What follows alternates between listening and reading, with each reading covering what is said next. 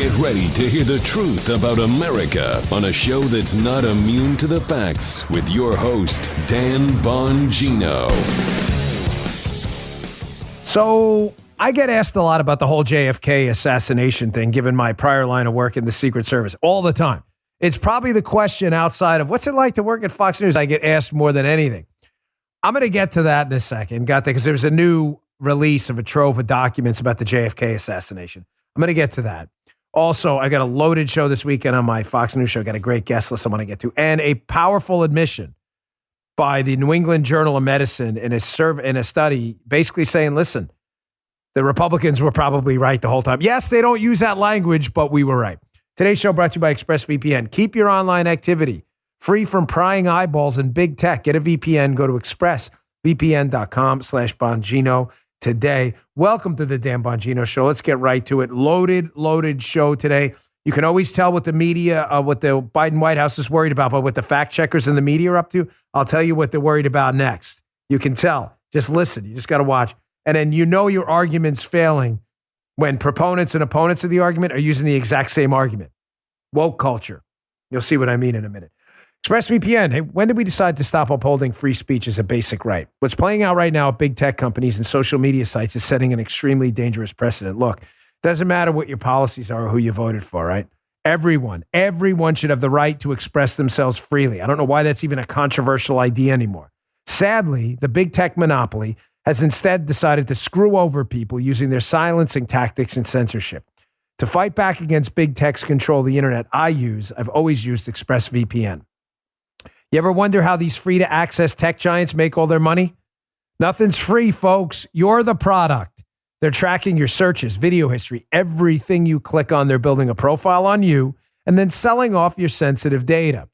When you use ExpressVPN and the app on your computer or phone, you anonymize much of your online presence and you hide your IP address. It makes your activity difficult to trace and sell to advertisers. What's more, ExpressVPN encrypts 100% of your network data to protect you from eavesdroppers and cyber criminals. What I like most, it's easy to use. It takes just one click to protect all your devices. That's why ExpressVPN is rated #1 by Business Insider. So let's stop allowing big tech to revoke our right to free speech. Why not revoke their right to your data instead? Secure your internet today with the VPN I trust for protection. Visit expressvpn.com/Bongino. That's expressvpn.com/Bongino. Get 3 extra months free with my exclusive link. Go to expressvpn.com/Bongino right now to learn more. It is Friday, so Joe, if you would, kind sir. It's Friday! Yeah! Okay. All right. It sure is Friday. Okay. Hey, on my show this week, Unfiltered, which Joe will be watching. It's not on Friday, my show. It's on Saturday. I've got the best guest lineup we've had yet. Herschel Walker be on. All right. Talk about the new NFL getting caught with some donations to some anti-police groups. I've got a Bitcoin debate and a cryptocurrency debate. Peter Schiff and Patrick Bet-David. That should be awesome. And gold medal Olympic wrestler Tamara Mensah Stock. Remember, just a beacon of fresh air and light. Awesome. I can't wait for that. And a rebuttal on the whole global warming, increasing tornado intensity, all that stuff. So that's going to be an interesting debate. All right, getting to the show. First, New York Post article. Oswald met KGB before JFK assassination, delayed records dump show. So this records dump on the JFK assassination, tragic moment. I mean, you ask anyone alive at the time, I obviously was not. They remember exactly what they were doing. I mean, it was quite literally a transformative moment in American history.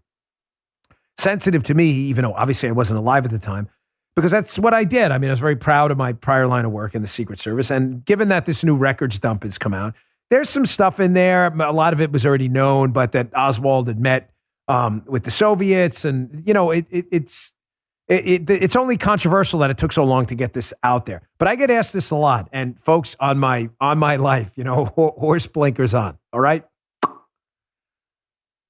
The Secret Service doesn't tell us anything. So why am I talking about this? Because I get this a lot and I get 1,000 emails. I just want to get it out there. Right. They don't tell you if there's any information out there about another shooter on the grassy knoll. I promise you, if I had it and I wasn't bound by some disclosure thing, I would tell you. I'm not. They didn't ask me not to disclose anything, so I'm not bound by anything. But they don't tell you anything. We study it just so it doesn't happen again. But I get this a lot. You must know about the JFK assassination. I promise you, I have nothing to add. I have nothing to add, so I can't answer your emails. I'm sorry. I'm not hiding it from you.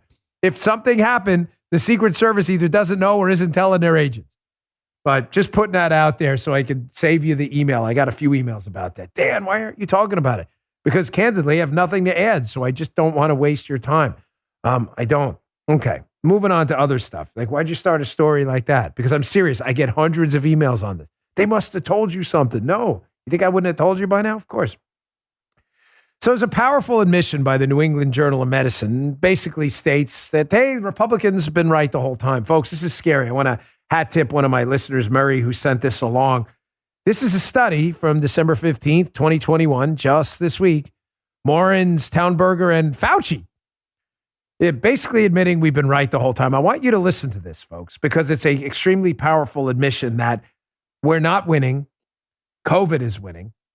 And that the things we've been doing in the past are not working. And we better damn well learn to live with this thing and develop treatments to learn to live with this thing because we're not winning doing what we're doing now.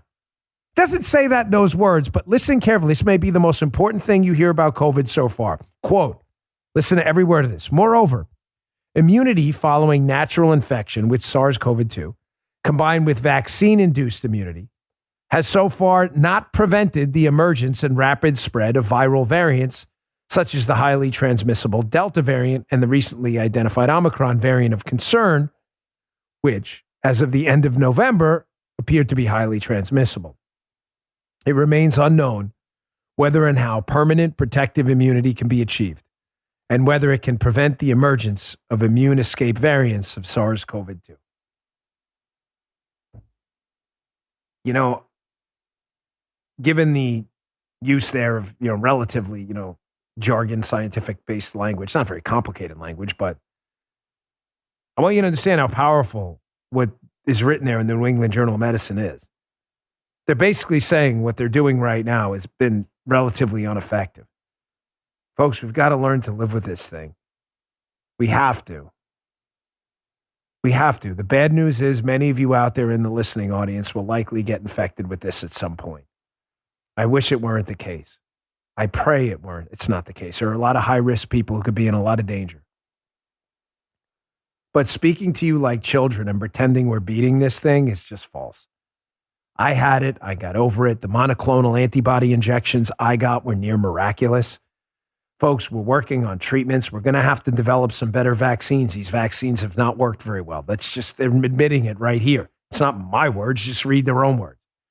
We have to learn to live with this with treatments and common sense. It's time to move on. As the Democrat governor of Colorado, Jared Polis, I believe former congressman, said, he's a Democrat. Pandemic's over, folks. It's time to move on. Vaccines are out there if you want them. Treatments are out there if you want them. Common sense. Stay away from sick people. Wash your hands. If you're in an indoor event, maybe, be careful if you're around. That's it. Life's got to move on. More evidence that what we're doing right now is not working. This is all tragic, but none of this is schadenfreude, by the way, folks. People are dying. This isn't funny. It's not like some topic for humor. This is literally deadly serious. New York City, who keeps telling us they're doing everything right. See this NBC article? Cases are doubling. This Omicron variant now in New York. They keep telling us, here's a quote, we've never seen this before in New York City. The COVID positivity rate doubled in 3 days. I'm not showing you this because anybody should be panicking, folks. Obviously not. I've been the anti-panic guy from day one. I'm simply here to tell you we've got to learn to live with this thing. It's not going anywhere. We have treatments. We have antibodies. Thankfully, the fatality rate has plunged since the early days of the pandemic when they didn't know how to treat it. But it's time to move on. It's time to move on. What's not helping is the panic brigade, especially in the Biden administration. The Biden administration wants to keep the panic going, especially the mask panic. For some reason, they keep, they had an airline executive up there on Capitol Hill the other day, and he had mentioned that, I don't think we really need the mask mandates anymore. Air is recirculated in the cabin. We have air scrubbers. We don't really need this. Well, that wasn't enough for Buttigieg. Pete Buttigieg, who there's not a human being on the planet. What do we say, Joe, about Buttigieg? There's not a human being on the planet who says less by saying more than Pete Buttigieg. Buttigieg didn't want to hear any of that. Buttigieg didn't want to hear any of that. So here it's time for, we haven't had this in a while, Joe. It's time for Bullshit with Pete Buttigieg. Oh.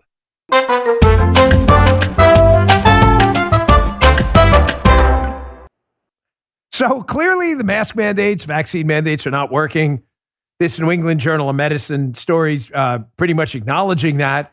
But that's not enough for Buttigieg.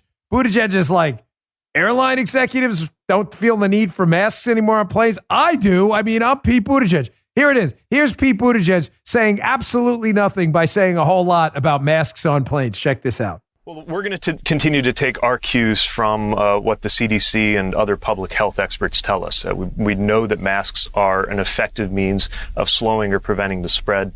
And look, I think we're all impatient with them. I get that. I feel that. Obviously, I travel a lot. But especially at a time when we still have uncertainty with new variants coming and going, it makes sense to err on the side of caution precisely so that we can continue to have an economy and an aviation sector that's thriving. But Joe, he knows they're effective, and you should err on the side of caution. We've been erring on the side of caution for what's soon to be 3 years, and the caution's not working, but it is erring.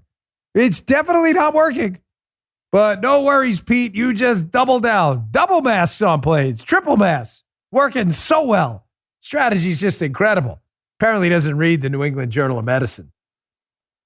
Again, there's not a human being on planet Earth who says less by saying, can't spit it out, by saying more than Pete Buttigieg. All right, moving on. I got a loaded show for you on Friday. You can always predict, always, what the Democrats and the White House are worried about. And by that, I mean the media too. They're all the same symbiote, right? By watching the fact checkers. I'm not kidding. If you have a high profile conservative page, and many of you out there who are in this business, you know what I mean. If you have like one of these blue check mark fake book pages, right? About once every 7 to 10 days, you'll get a fact check. They'll try to ding your page and reduce its distribution. They do it typically, this is my opinion. They do it on kind of, maybe not explicit, but implicit kind of instructions from the administration when they're worried. The Biden administration right now is panicked about gas prices. The gas prices narrative is kicking them in the teeth. And why is that? I want you to think about it. It affects everyone. Rich, poor, middle class. You know, if the price of steak goes up, I mean, candidly, it sucks. The price of bacon is up. I don't eat bacon. I should. I love it. I don't eat it as often as it. You know, it's the kind of thing, all right, I don't get bacon, I'll have eggs. Well, eggs are up too. The thing about gas is there's almost no substitution effect at all. Everyone drives.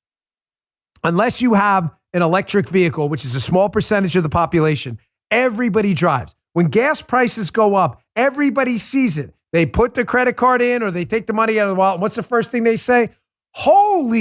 They're looking at the $180 to fill their Raptor or whatever they're driving, their dually F-150. And they're like, that's a lot of damn money. It's driving the Biden administration crazy. So they have to pretend, although they hate petroleum products and the energy industry shut down Keystone, stop drilling on federal lands, they have to pretend they're doing something. So what they did is I'm sorry, I never do this stuff twice, but this was hilarious.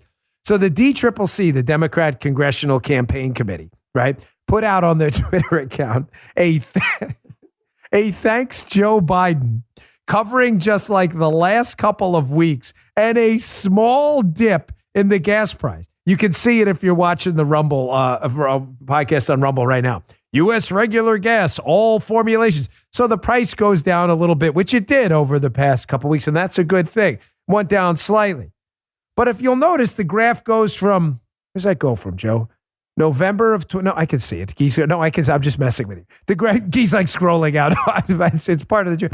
The graph goes from November of 2021 all the way back, Joe, to November of 2021. Wow, that's quite a graph. I didn't say that wrong. It's a 7-day graph, maybe 14-day graph. Okay, very good. So the DCCC tweeted that out. So here's the real graph when you look at over time. Hat tip, was it the RNC who put this out? You are here. Here's the real graph. from 2020 through 2021 of gas prices. This is the 18-month average of retail prices for gas. Yes, you are here, where it went from $1.99 to $3.42. Yes, gas prices are exploding. Thanks, Joe. Thank you, Joe. You're in. Let's go, Brandon. Right? Wait, time for the let's. We haven't done the let's go, Brandon cowbell in a little while. So yes, gas prices are down. 10 cents over 2 weeks. They're also up dramatically. So this is driving them crazy because gas prices kick everyone in the tomatoes, right? So the media, bring in the righty, go to the bullpen, get him out of the bullpen. You got to get the media guys out there. Notice the coordinated narrative here to thank Joe Biden, just like the DCCC ordered them, for the slight decrease in gas prices despite the explosion over the last 18 months. Check this out. Relief for the United States as energy costs drop. That pain that you've been feeling at the pump, it may be short-lived. There is finally some relief at the pump. Good news at the pump. Finally getting some relief, as you mentioned. The national average price of gas dropped 4 cents in the last week. Gas dropped nearly a nickel in the last week. It's a 7-week low. It's moving in the right direction. The average is now at a 7-week low. Actually, a 7-week low. Slightly lower gas prices, so that's good news. Yeah, this is the kind of positive news we've wanted. Really good economic news, including dropping gas prices. Gas prices will tumble below $3 a gallon soon. So that's good news. A person familiar with the White House's thinking told me today that lower prices at the pump are good news. And I do think we have to note that gas prices and natural gas, for example, going way down. There are plenty of signs that the U.S. economy is strong. This economy moving in the right direction. It's not perfect. There are inflation concerns here, but there are a lot of things to be very, very grateful for as we head into the Christmas season.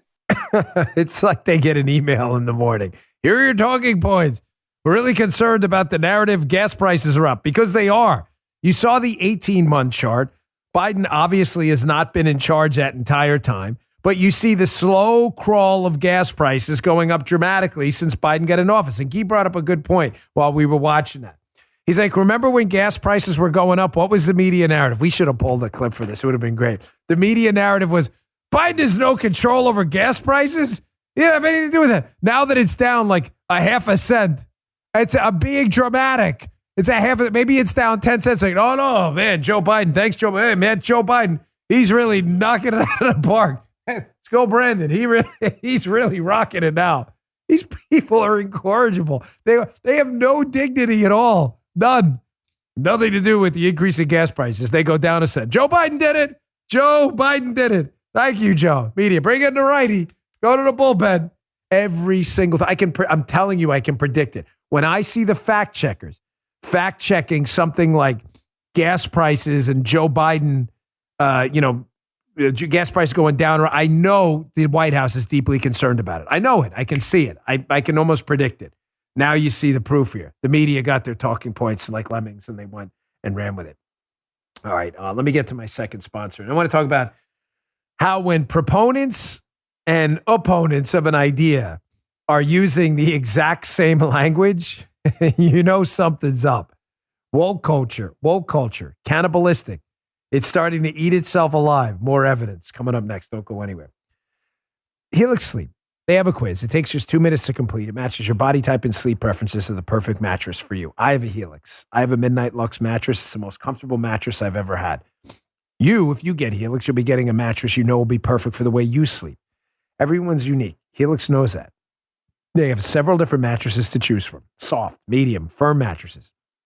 Mattress is good for cooling you down if you sleep hot, like I do. Mattress is great for spinal alignment to prevent morning aches and pains, and even a Helix plus-size mattress for plus-size sleepers. I took the Helix quiz. I was matched with the Midnight Lux mattress because I wanted something firm because I sleep on my side for my shoulder. Helix is terrific. I love the mattress. Paula loves the mattress. You run it 8 hours a night, get something comfortable, but don't take my word for it. Helix was awarded the number one best overall mattress pick of 2020 by GQ and Wired Magazine. Helix has been recommended by multiple leading chiropractors and doctors of sleep medicine as a go-to solution for improving sleep. Just go to helixsleep.com/Dan. Take their 2-minute sleep quiz, and they'll match you to a customized mattress that'll give you the best sleep of your life. They have a 10-year warranty. You get to try it out for 100 nights risk-free.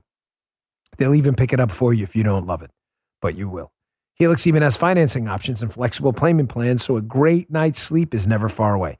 Helix is offering up to $200 off all mattress orders and 2 free pillows for our listeners at helixsleep.com/Dan.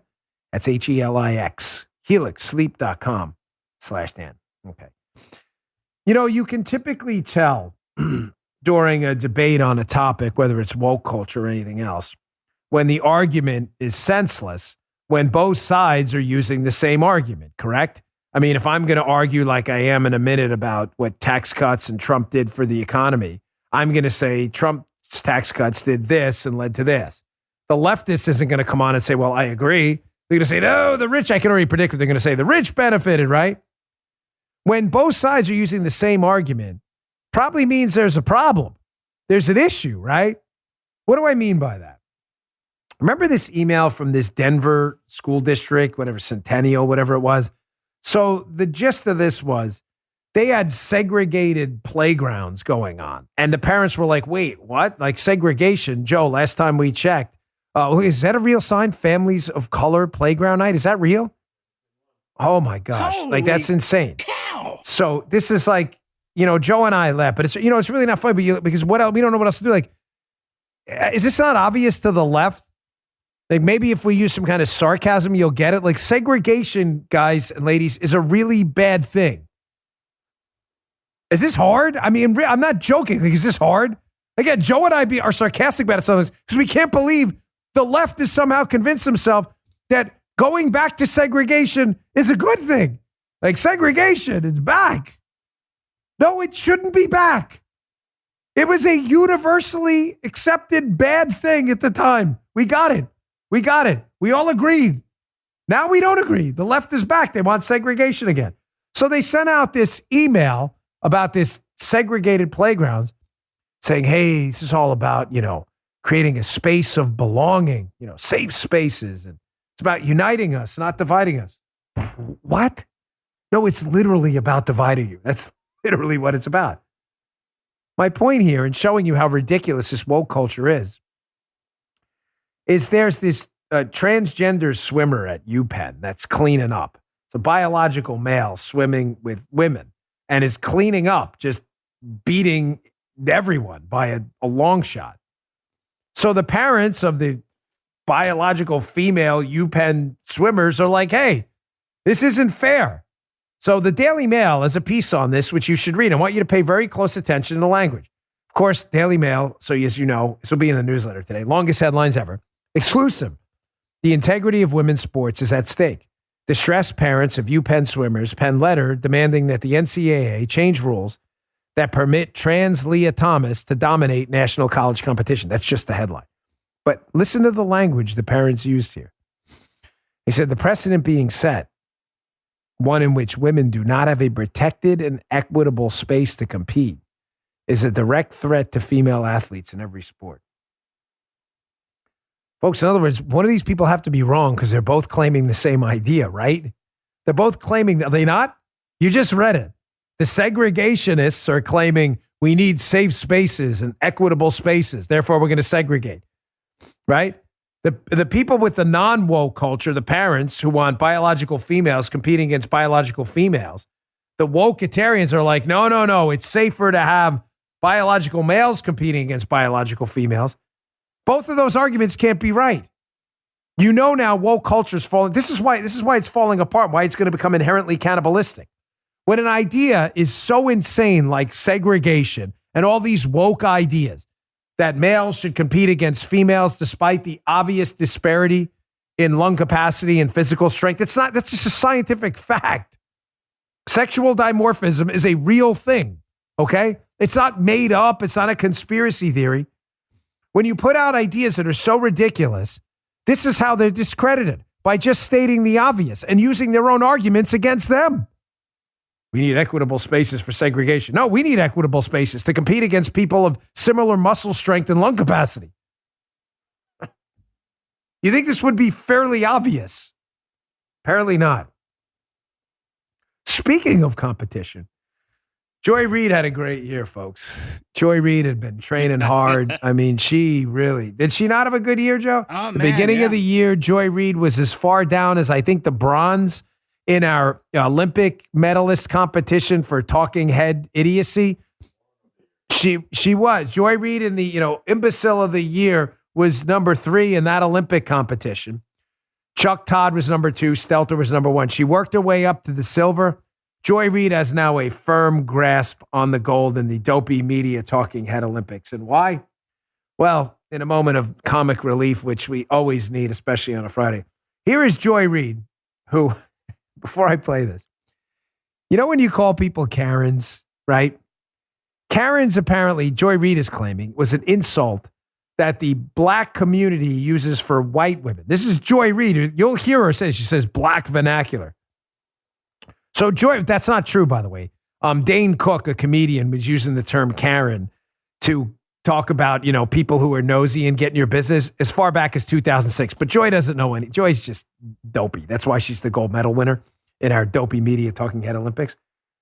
But let's just play the game for a minute, Joe, right? Guys, just process this for a second. All right. When I play this cut, let's pretend that calling someone a Karen is black vernacular, as Joy says. So Joy appears mad in this cut that an insult that's questionably racist, she's admitting that, like, blacks insult whites, calling them Karens. She's upset that white people have then taken the insult Karen to call other white people Karens. This is not a joke. She's mad that a racist insult was taken by other white people to call other white people because she wants the racist insult to stay in the black vernacular. And you wonder why cancel culture is eating itself, because it's a cancer of stupidity. Here, watch it for yourself. Check this out. Elon wasn't happy, so he did what he always did and stomped his little feet and insulted Senator Warren, calling her an angry mom and referring to her as Senator Karen. So for so many reasons, being a freeloader and a selfish and disrespectful one, and for misappropriating black vernacular for misogynistic purposes, Elon Musk is the absolute worst. Meanwhile, Senator Warren has better things to do than fight with Junior Birdman on Twitter. So just to be clear, Elon Musk, who happens to be white, calls Elizabeth Warren Senator Karen because she's a busybody loser, right? Joy Reid is upset because she's saying it's a racist insult the black community should only be allowed to use to hurl at white people. And white people like Elon Musk shouldn't hurl this insult at other white people. I'm not saying it's racist. It's this dope. And she's upset. She's upset that this should be our racist thing. It's black vernacular. I can't believe.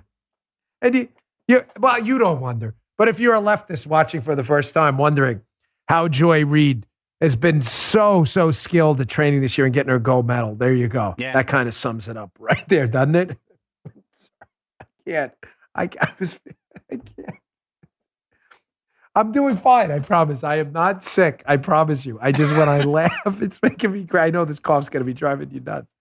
All right, you know what? Let me get to my third sponsor, and then I want to get to kind of a downer story. I mean, not too bad, but more evidence that I'm just not convinced that the Department of Justice, the FBI, is going to do a damn thing about Spygate. The evidence is right in front of us. This guy just got off with a slap on the wrist. Slap on the wrist. All right. Relief band. Did you know that 1 out of 3 Americans regularly suffer from nausea? I did during chemo. It was nasty. We've all experienced that horrible feeling, whether after one too many on a night out with friends or just an anxiety on a work day. Nausea can ruin your day. And in some severe cases, it can make you unable to function. That's why you need this Relief Band. For those of you who can relate, check out Relief Band. This was mine right here. Simple power button, and you just turn it up or turn it down right there.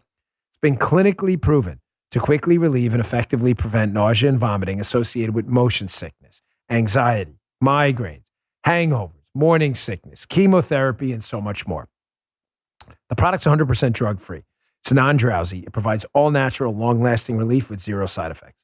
The technology was originally developed over 20 years ago in hospitals to relieve nausea from patients, but now, through Relief Band, it's available to the masses. Relief Band stimulates a nerve in the wrist that travels to the part of the brain that controls nausea. Then it blocks the signal your brain is sending to your stomach, telling you you're sick. Relief Band just released its newest model, Relief Band Sport. The Sport is waterproof. It features interchangeable bands and has an extended battery life. today's been a special day for me. It's been the end of a long journey, but I'll tell you, I'm not kidding. I don't like incorporating this into ads, but this is personal. This sponsor means a lot to me. They got me through a really, really rough time that's thankfully, hopefully, coming to a close and staying closed. So holiday season quickly approaches. There's never been a better time to give the gift of relief and make sure your loved ones are nausea-free. Right now, Relief Band has an exclusive offer just for my show's listeners. If you go to reliefband.com and use promo code Bongino, Bongino, you'll save 20% off plus free shipping and a no questions asked 30-day money-back guarantee. So head to Relief Band. That's reliefband.com. Use our promo code Bongino for 20% off plus free shipping.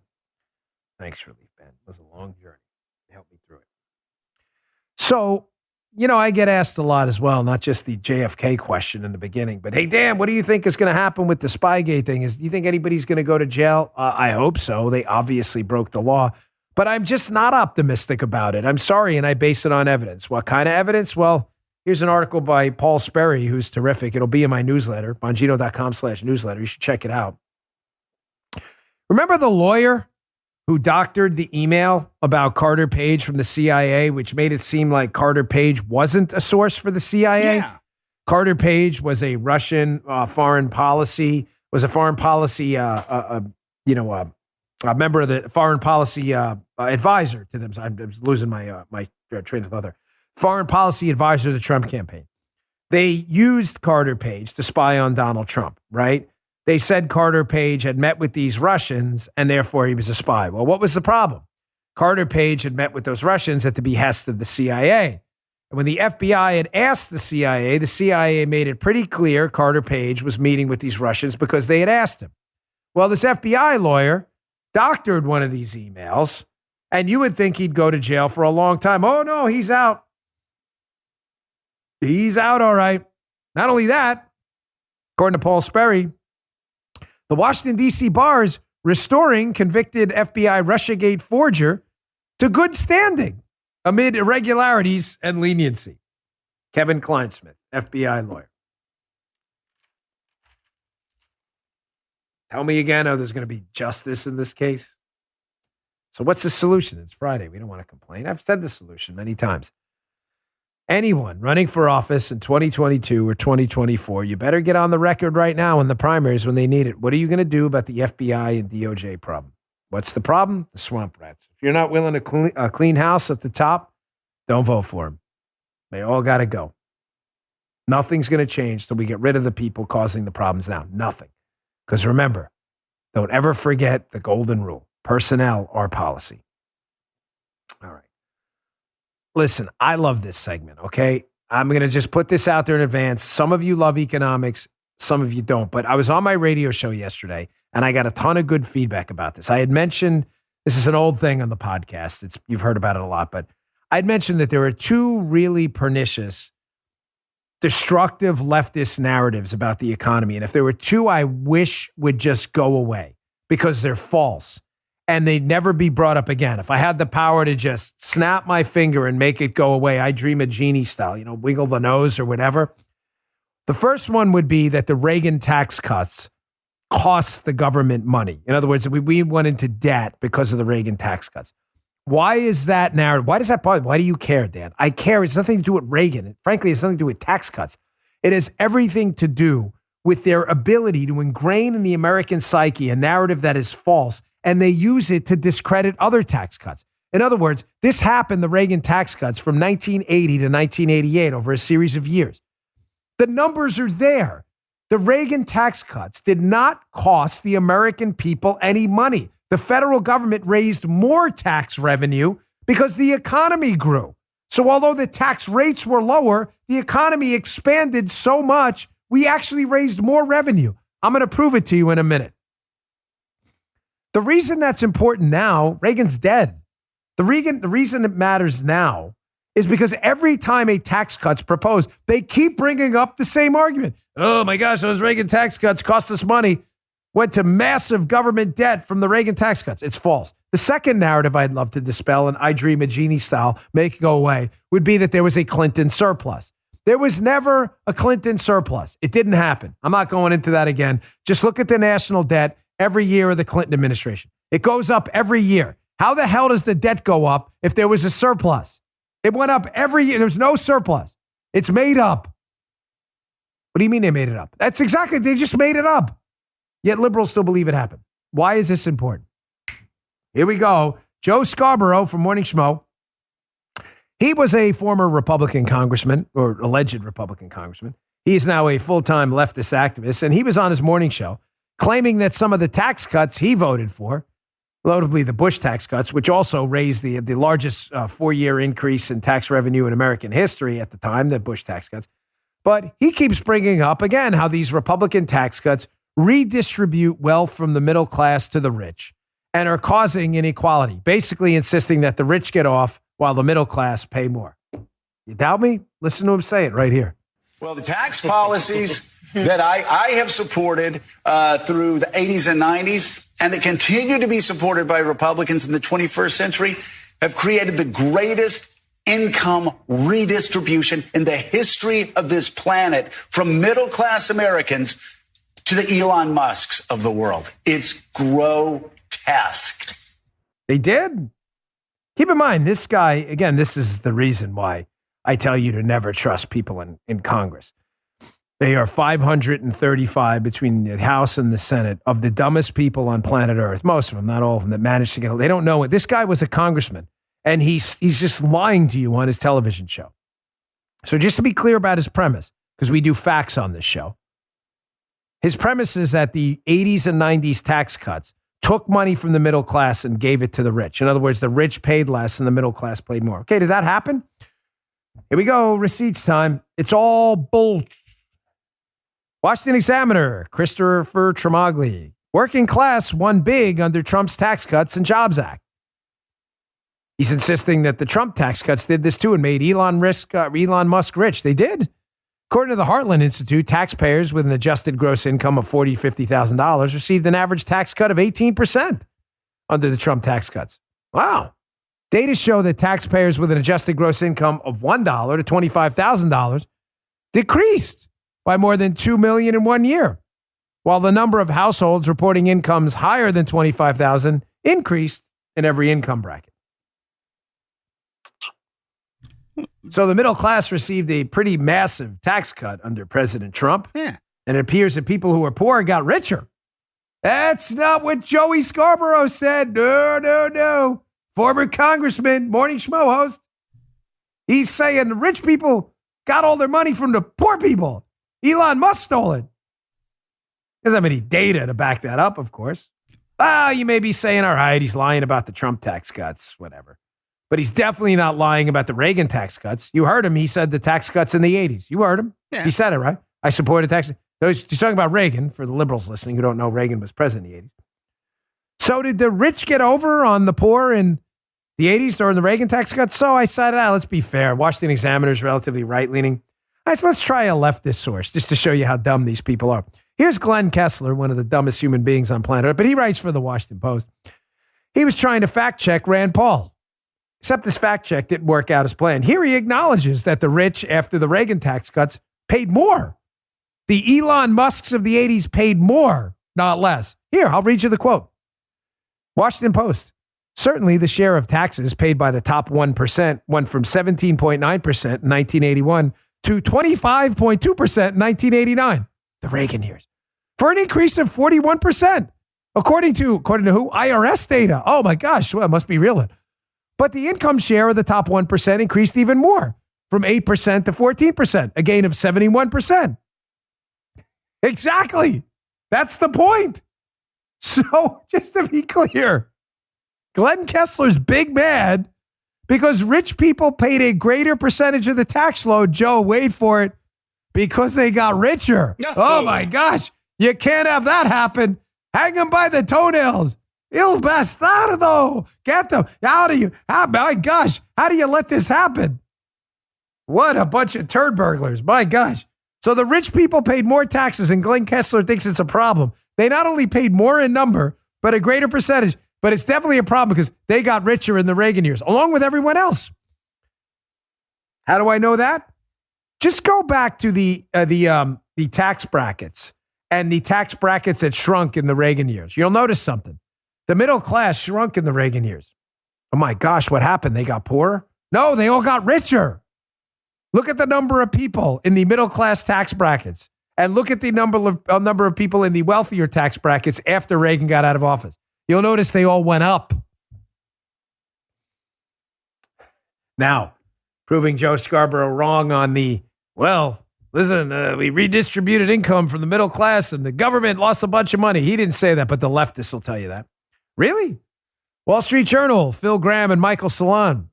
When Reagan left office, real federal tax revenue was more than 19% higher than the day of his inauguration. Real revenue. That's inflation adjusted for you leftists. A major recession was overcome. Inflation was broken. The tax code was indexed. And the largest tax cut of the post-war era had been implemented. Now do you understand why dunces like Joe Scarborough continue to attack the Reagan, Trump, and Bush tax cuts? Because they don't want to admit the obvious, that the economy exploded, and in a double whammy of success here, what happened? Tax revenue went up too. Even the government benefited. Now, let me give you a common critique you'll hear, so you're ready. A common critique you'll hear from leftists is, tax revenue went up during the Reagan years because Reagan hiked the capital gains tax. Oh, he did, 20 to 28%. He cut the income tax and cut a number of other taxes too.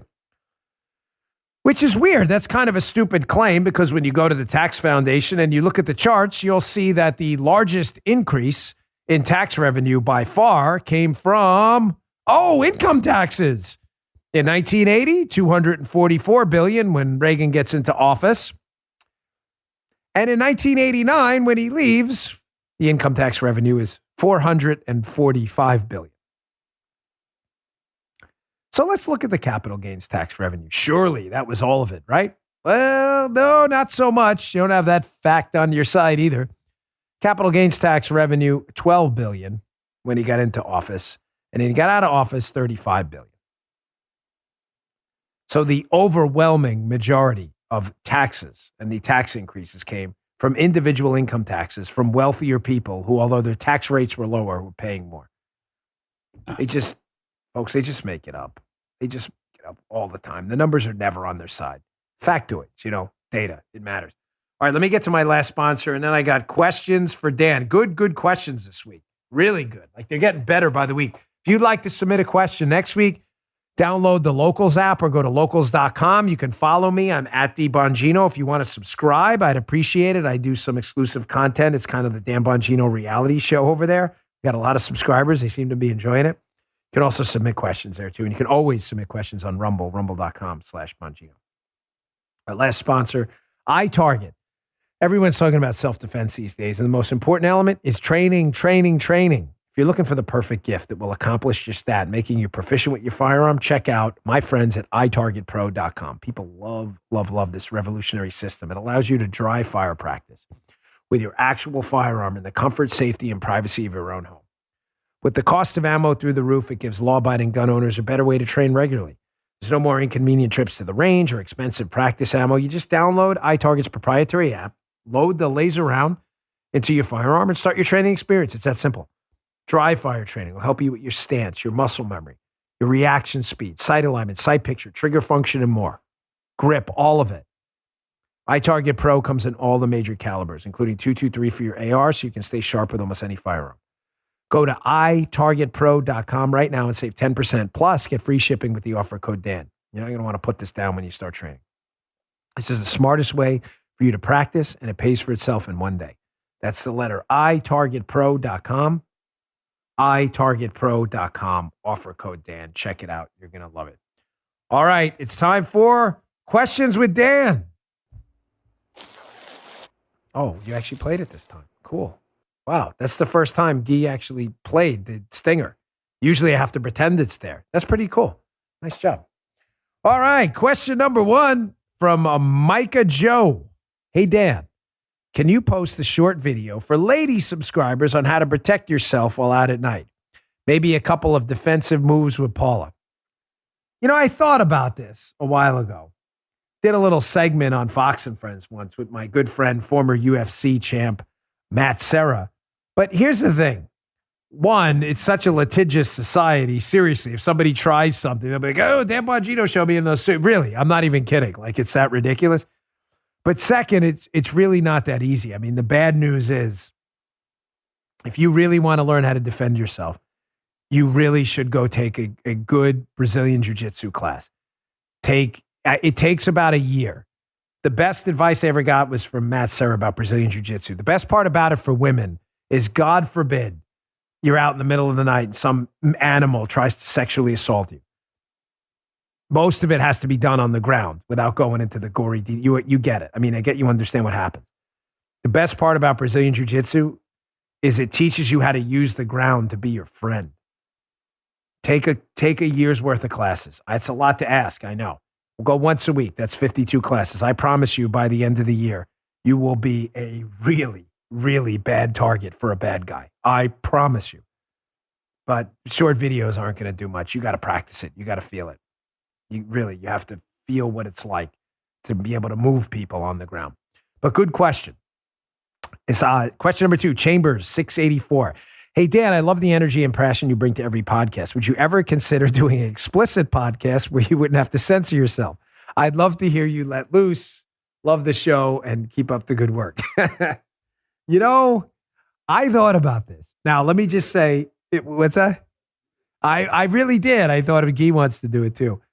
I don't like explicit podcasts for the case of cussing. Hey, look at me. It's nothing cool about cussing. You sound like an idiot. You sound like an uneducated moron. Having said that, I'm never going to lie to you. I'm not going to spin your wheels ever. I have this really just nasty New York mouth. I just do. I've been trying my best. I know there's nothing Christian about it. I know it. I'm not proud of it. I'm not. But Joe's laughing because he's, heard it. I also have the most ferocious temper in human history.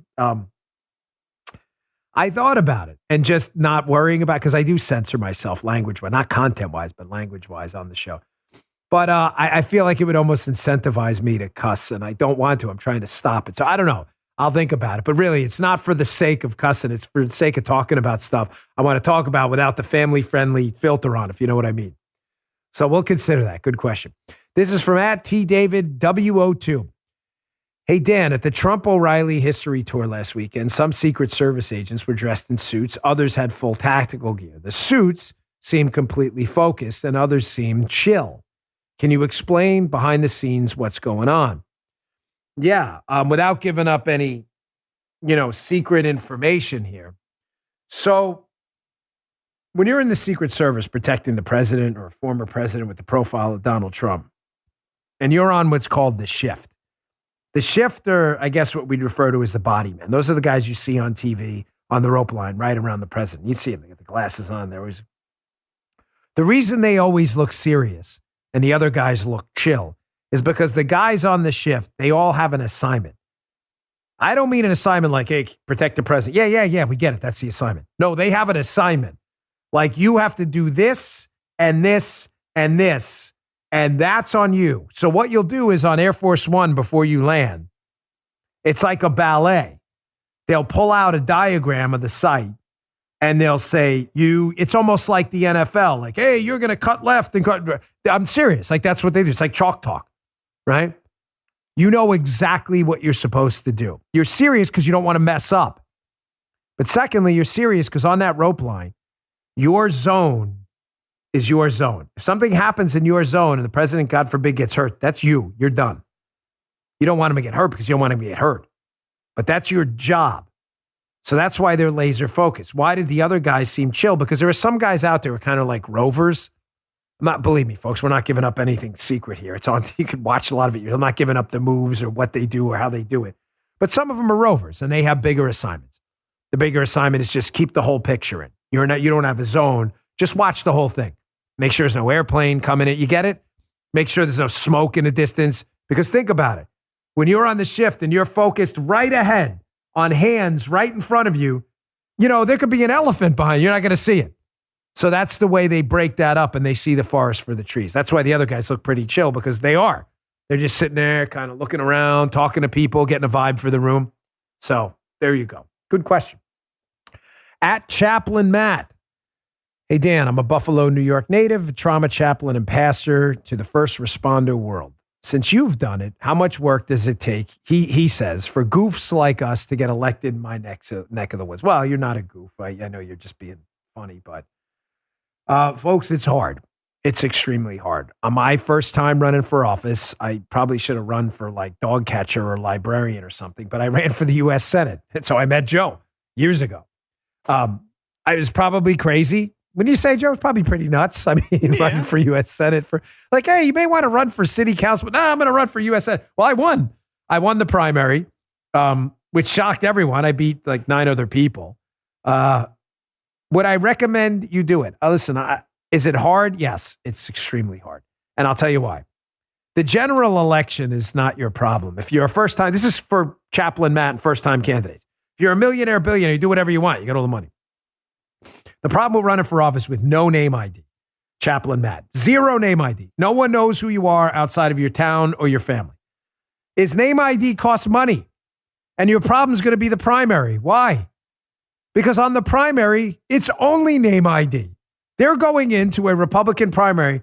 Joey Begadona, it's Johnny 2 times, Timmy 2 legs. They don't know what any of these people are. You got $1 billion to spend on a campaign. Believe me, they'll know quick when you send out 1 million mailers. They'll be like, oh my gosh, enough of Timmy 2 times. I've seen his mailers. I didn't have any money. So how'd you win the primary? I busted my ass. You know what I did? I got campaign signs that said, jobs, not taxes. And every day for about a year, I sat at major intersections in Maryland and said, jobs, not taxes, with a big Dan Bongino sign. And people just remembered the name. But you're asking me if it was hard? Yeah, it was hard. It was hot. It rained. I have pictures of it. Maybe I'll post it on the show next week. Of the pouring rain, me and Brandon from my campaign getting soaked in Prince George's County, Maryland. Yes, it's extremely hard. Once you get past the primary, could be in better shape. Because why? Then it says Republican in front of your name. So people may not know who you are, but they know what Republican means. So you're probably safe once you get past the primary if you're in a Republican district. Another good. Told you the questions were good this week. This is at Will McNeely. Hey, Dan, regarding the stock market, how it's going up due to printing of cash. If this is true, does that mean at some point it'll have to correct itself? What would you say if the safest area to invest right now? He says he already bought CFVI stock. That's the Rumble thing. Well, I am not a stock recommender or picker. Is the stock market going to correct itself and come down? That is most certainly a distinct possibility. Why? Because a lot of asset managers and very wealthy people have managed to leverage the printing of money. There is an enormous amount of digital and paper cash out there right now. Why not borrow it, put it in the stock market? The problem with that is eventually the stock market, which is the net present value of a stock based on future returns, is what are those future returns? They have to be based on, this is overly complicated. You have to grow your business. Simple as that. Thank you. And a lot of people out there aren't growing their business. They're just playing with money and digital games. That's why. So yes, I do think there'll be a correction. I hope it's no time soon. Oh, wait, the last one, the Lucy one. Oh, yeah, I'm not a stock picker, so I don't want to give you any stocks. All right, so hey, Dan, this is Kim Tro65. What's Lucy, my wonderful dog? She is a golden doodle getting for Christmas. She went to the vet today. She's very healthy. Thank you for checking up on her, folks. She is getting one of these puzzle toys, my wife says, where it's like a dog puzzle. And every time she figures out how to like pull the thing, she gets a treat. And of course, we're going to spoil her with some ribeye and chicken and everything else because I love my dog. My dog is really great. She's awesome. I never thought I'd be a dog person. Joe's a dog person now, too. Yes, I am. Right, Joe? Yes, sir. And Joe's got a new buddy there. Yeah. And Joe did the right thing, a rescue, because he's awesome. That was really solid, Joe. Thank you, sir. What's the dog's name? I forgot. Kit. Sorry. K-I-T. Kit. I'm very sorry. I didn't ask. There you go. See, Joe's a good man. Rescued that dog. What was this? Oh, at M. Sherry. No, it's M. Sherry. Sorry, not at. Love your show. Here's a question for you. If the GOP picks up the House and Senate in 2022 and the presidency in 24, can they right the failing Biden economy and inflation, or will the damage be gone too far by then? It's a good question. If the Fed doesn't raise interest rates and get a hold of the money supply now and start tapering their bond purchases, if we don't get a lid on spending and crush this Build Back Worse plan, yeah, it will have gone too far. That's what scares me. But we can fix it. If we can shut down Build Back Worse and the Fed starts drying up the money supply, yeah, it can be fixed. Reagan did it. We can do it. Michelle Ballard if you had to vote for a Democrat for president, which one would you vote for? Would you choose? Joey Bag of Donuts. Why? Because he doesn't exist. Because I'd never vote for Democrat. Ever. You'd have to kill me. I'm really sorry. I will never, ever vote for a Democrat. Thanks for the question, though. I appreciate it. All right, folks. Don't miss my show. Unfiltered. Set your DVR if you can't make it live. Saturday night, 10 p.m. Unfiltered on the Fox News channel. Tamara Menzies-Scott, just, again, a beacon of light. Gold medal wrestling winner. Herschel Walker. A big debate on cryptocurrency and Bitcoin. A big debate with me and a leftist on this connecting the tornadoes to global warming. It's going to be a loaded show. Don't miss it. I'll see you then. Thanks for another great week. I'll see you all on Monday. Good day, sir. You just heard the Dan Bongino Show.